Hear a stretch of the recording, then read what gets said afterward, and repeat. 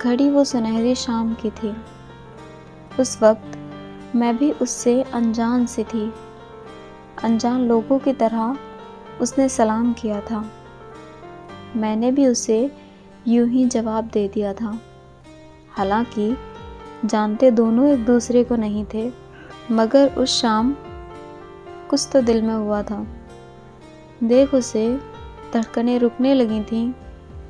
ठंडी हवाएं मुझसे जैसे कुछ कहने लगी थीं। फिजाओं ने कहा, मुझे लगता है तेरी तलाश अब खत्म हो गई। शायद तुझे भी तेरी मोहब्बत मिल गई। मैंने न धड़कनों की सुनी न हवाओं की। थामा दिल और वहीं बैठ गई।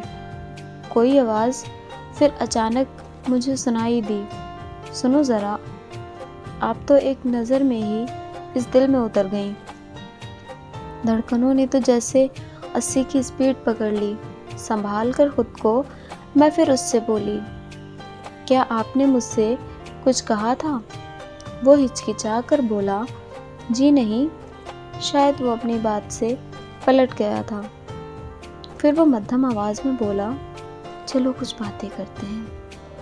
आज फिर प्यार की कुछ सौगातें करते हैं। सर रखा उसकी गोद में मैंने और बातें उसकी सुनने लगी। हम दोनों की कहानी कुछ ऐसी थी कि बातें एक दूसरे से मिलने लगी। बातें करते करते मैं वहीं सो गई। ख्याल नहीं था कि मैं कहाँ सो गई। सुबह जब गहरी नींद के बाद आंखें खुली तो मुझे थोड़ी सी हैरत सी होने लगी। फिर ख्याल आया, अरे यार, कल रात तो मैं छत पर ही सो गई। एक अजनबी के ख्यालों में मैं कुछ इस तरह खो गई। वो हकीकत नहीं बल्कि भरम था मेरा। शायद तन्हाई का कोई सनम था मेरा। मैं मुस्कुराई और खुद से कहा, चलो भाई, ये कहानी तो यहीं ख़त्म हो गई।